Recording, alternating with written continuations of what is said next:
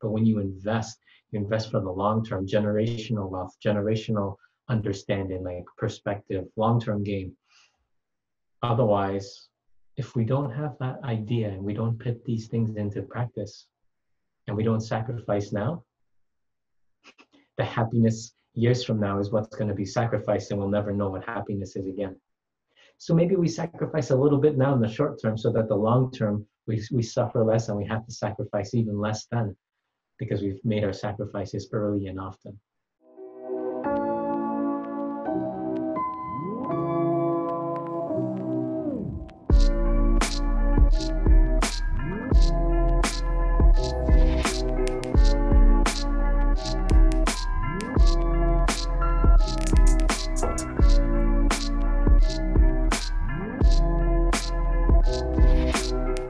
Welcome, everybody, to another episode of The Human Blueprint.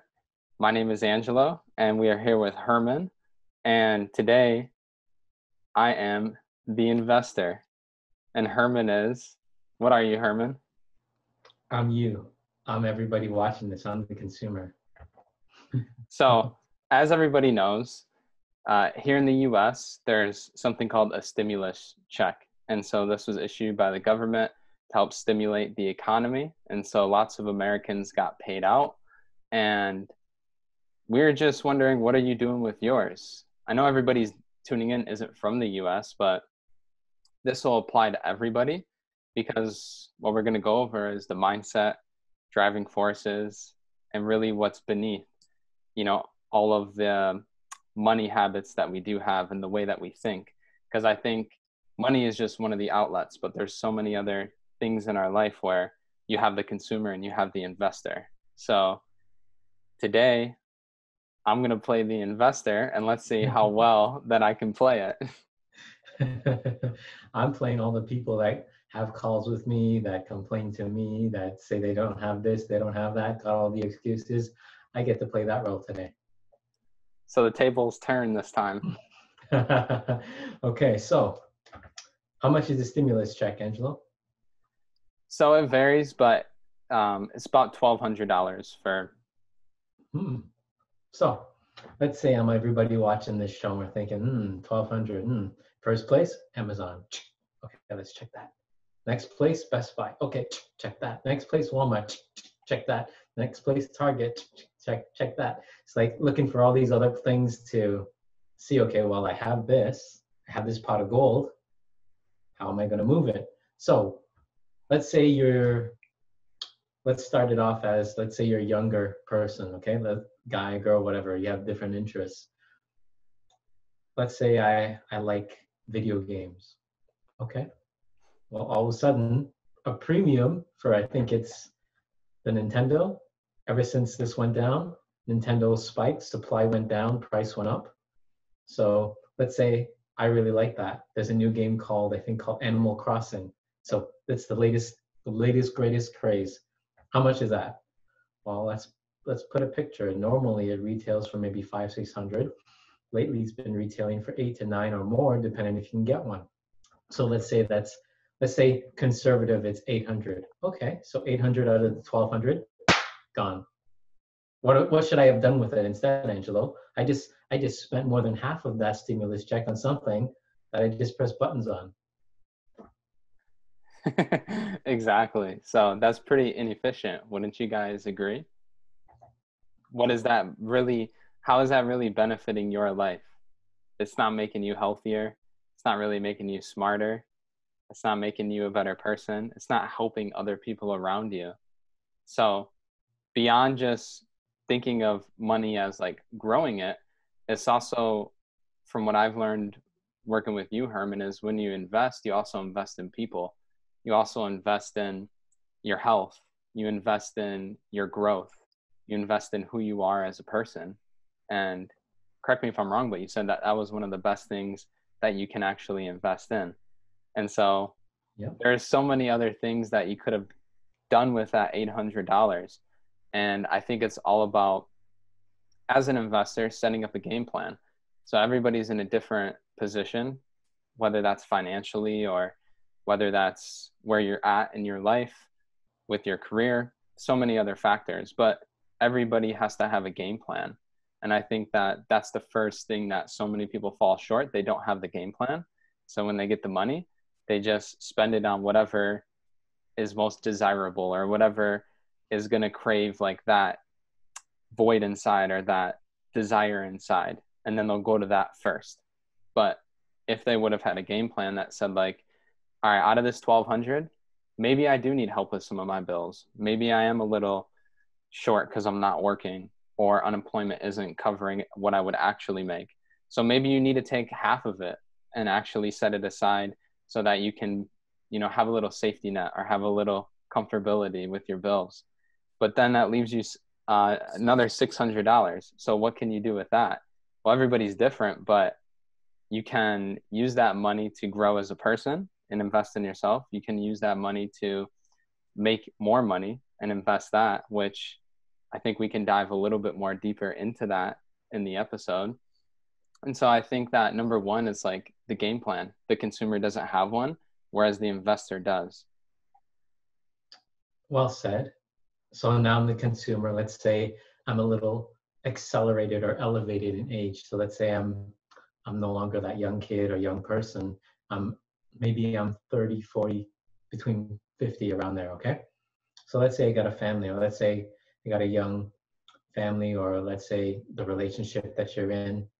I want to buy something. So let's say there's 1,200. Well, I'm home, I'm doing nothing all day. Let's go buy food.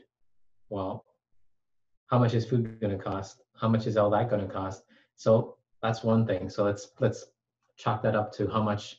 Let's say you want to get a nice big meal. Let's call that $50. Okay, so let's spend $50. Okay, that's one meal. Remember, one meal. Then you say, well, I went through Amazon, and did you see all the things that they have? All these gardening stuff. I'm at home. I can buy all this gardening stuff. I can buy all these other things. This new thing came out. Let's buy all that. So new gardening stuff, need new gardening tools. Okay, I never got to tend to my garden before because I was too busy. So let's buy that. So let's get a new hose. Let's get a new nozzle. Let's get a new sprinkler system. Let's get all this. Wow, $600. Okay, check out. So then all of a sudden it's like half gone again, and you don't realize how like it's so quick to compound. And so let's say that's 600. I spent 600 buying garden stuff. Then it's like, okay, well, I want some new clothes. Okay, maybe an extra 200. I want this. I want that. I want this, and it's gone. And you know what's funny is, I don't think it's a bad thing to want to, now that you have more time, like maybe you do want to garden, maybe you do want to start painting, maybe you do want to learn how to play an instrument. That's okay. Like, that's great. We encourage people to learn something new every day. But the problem is, and the problem that I see a lot of people, what they do is they decide that they want to do something, but they have to get all the shiny things first before they even make the first attempt. So it's like they want a garden. They already have a hose. Maybe it's just in the attic. They already have some of the tools. Maybe they're just buried away in the shed because they haven't used them in so long. But rather than go and use those first, they want to just go buy all these new things. Yeah. Like, you want to go, like, even if it's a new job, you want to go do this new job. And like, before you actually get the job, or before you even start working or making money in the job, you already bought all the nice suits because maybe you need to dress up. Whereas maybe if you would have just played your cards a little better, you could have used less money to buy maybe something used, or something that isn't as expensive, or maybe something that you already have, and then wait till you get your first sale, or wait till you get like your first check or something like that. And then use the money that you've already made to then reinvest. Because yes, maybe it is important that you look nice, that you show up ready. And so that's one of the things that I see that a lot of consumers do wrong is, yes, they want to do something new, but they need to basically, it's almost like they just want to spend the money on something, and it's just a better reason to spend it there. So it's just justifying what they're spending. Well said. So let's say you just got the check, but even before you got it, you earmarked it. You want this, you want that. You have all your tabs saved of all the things you want to buy. And next thing you know, rather than being ahead of the game because of all the things you wanted to buy, next thing you know, you were behind the game again, behind the game. Exactly. Gotta be I've seen careful. that. I've seen that before. Mm-hmm. Mm-hmm. So let's say now I'm elevated in age, and let's say we have kids, we have maybe a grandchild on the way, and we get this check. What do? Let's say, well, you know what? We never done this before. Let's go buy that. Let's make this. Let's make that. You know what? Let's all go get a bread maker. Let's all go get a new oven. Let's all go get these shiny new tin cans or shiny new beautiful silverware. Let's get all these things now to make it all shiny so we can enjoy. Since we're stuck at home, everything's got to be shiny there, right? Like you said. So let's go buy all that. How much do you think that would cost? How much do you think that would cost me? If I bought all these shiny new blenders, shiny new mixers, shiny new everything, get all this flour because we want to make cupcakes, we want to make cake, we want to make bread, we want to make everything under the stars. How much is that going to cost me? You're looking at like maybe half your check right there. Now, here's the question. You spent money, well, let's say I spent that money. I didn't even understand it because I was not worthy of it, because I didn't feel wealthy enough. I didn't have wealth inside enough. So let's say I go spend that, Angelo, and everyone listening, I spent that. But here's the problem. That 1,200, we call that your principal. The smartest and the wisest and the most wealthy on this planet never spend their principal. They only spend their interest off of what they make on that principal. Mm-hmm. So as a consumer, I don't understand that because I got shiny syndrome. I got one shiny object syndrome. I just want all of it. I want all of it. Because so-and-so has it, I want better. So-and-so has it, I want better. Okay, fine. You have this shiny syndrome, shiny object syndrome. Fine. Is that going to make you wealthier? Because if you look at the greats, they don't have that. The greats of the greats don't focus on brand name this, have to have the best of that, have to have the best of this. They focus on generating more principal, more capital, so that they can put to invest in things that pay back more in interest. But you have 1,200, let's say average, you spent it all the principal's gone, if not more, then you go in debt for what? You don't have an idea of when the next stimulus is coming. You don't have an idea of when the next bailout is coming for you. You don't have a next idea of like a next Hail Mary coming for you. So all the principal's gone. So that's why you have to be smart and say, okay, how lean can I get with the 1,200? Can I live off of all the things I have? Can I sell the things I'm not using to acquire maybe something used, or go to a neighbor and maybe barter and trade, or maybe borrow from a neighbor that because I helped them out, they want to help me out. Maybe barter and see what I can do for them, and in return they can do something for me.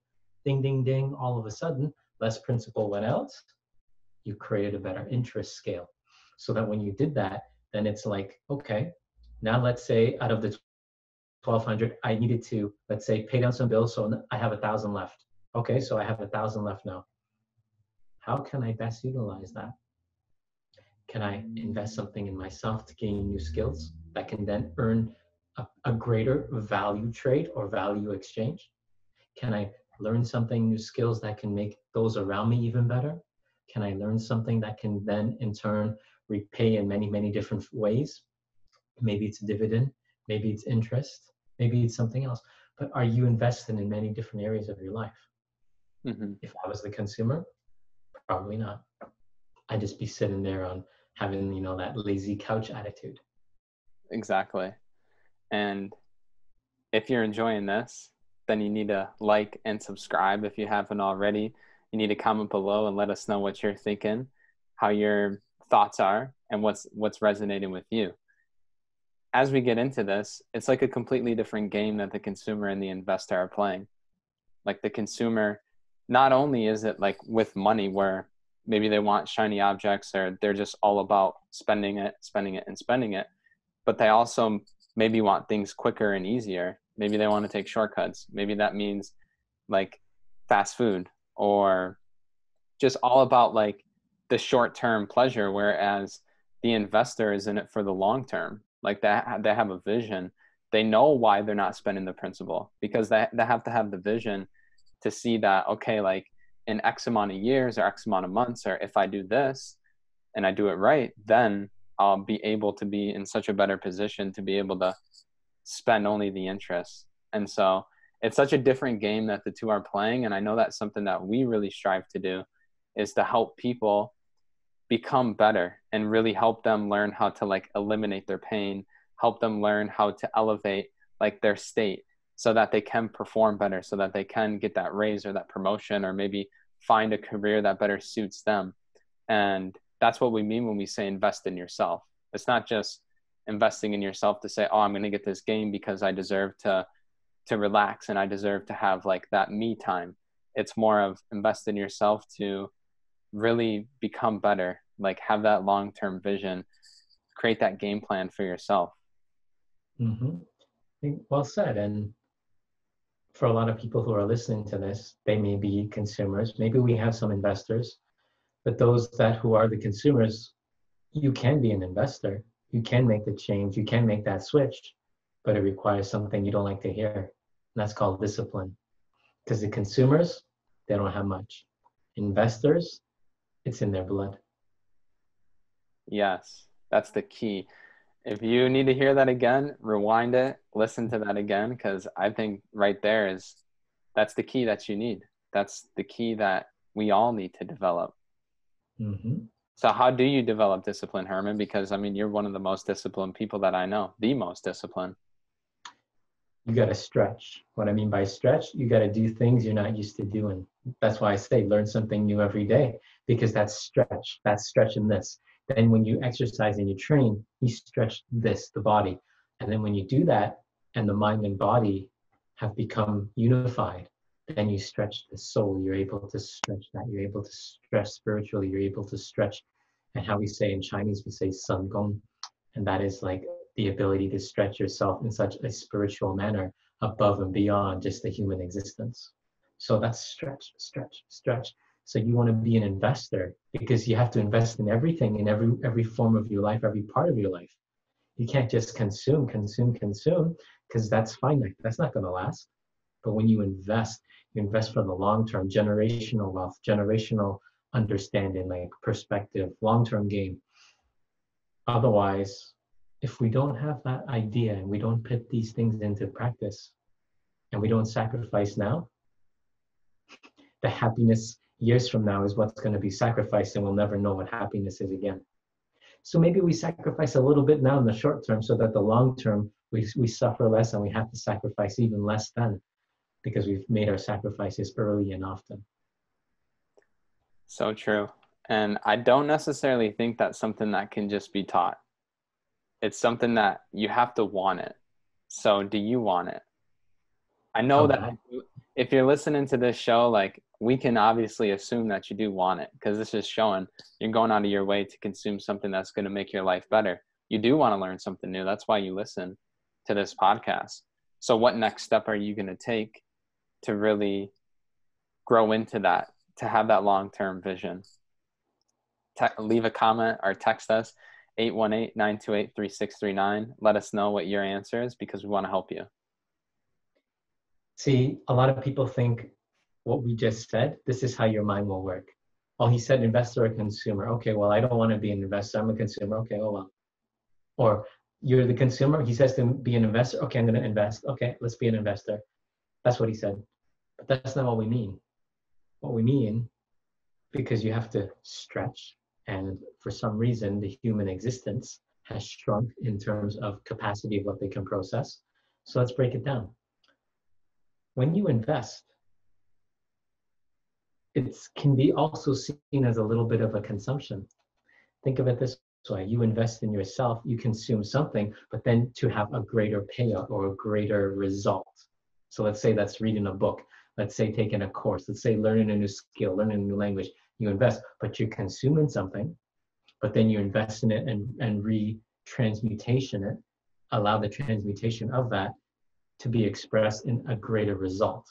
So a lot of people who consume, they like to just consume and just stay stuck. Let's buy this pizza. Okay, good, pizza. Let's get this. Okay, good, get this. Let's get that. Okay, get that. And what they're putting their stuff into, their resources, it's only leisure, luxury, pleasure, comfort, right? Time waster.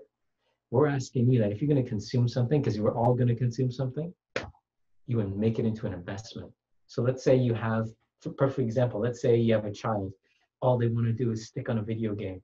Okay, fine. How do we train that mind? First thing you do, you figure out what is their aptitude. Okay, they're quick on understanding angles. They're quick at understanding how speed works with those angles. They like race car. Okay, so let's get them a simulator. And let's make it that by the time this whole COVID thing ends, they're going to be the best race car driver in the simulator, so that when they see how much a race car driver make, or how much do people who do the training for the race car driver make, or how much do the race car team make, how much do the sponsors give them? Oh my goodness, what happens if you train those people and you're the best at it? All of a sudden you took something that was basically just a consumable uselessness and you turned it into something that you just have to switch being in the position of where you are on the couch to being somewhere where people value you for what you do, and you got to put yourself out there. So Wow. let's say it's reading books now. Okay, you love reading books.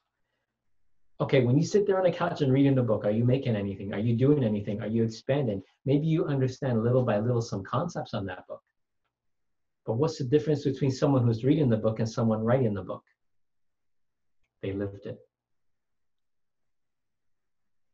A lot of people don't realize even though that may be fiction and it's created, but they're living it. They're looking at a source of it. They're looking for something to generate the story, generate the character, enrich that story, the plot, but they're living in it, right? And they dedicate their time to that. Maybe it's 2 years, 3 years, right?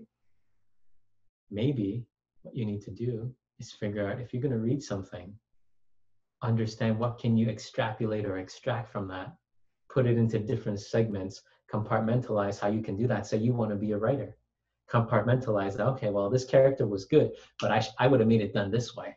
This character is good, but I wanted to see more of this. If we twisted this, no one would have seen that coming. All of a sudden, you become a copywriter. All of a sudden, you become a script writer. Wow. And every single show you watch, every single thing that goes on media, show, TV, Netflix, whatever you call, writer. Huh, because you need someone to write those lines. Mm-hmm. What are you doing with your time? I know what I'm doing with mine. Wow. That was powerful.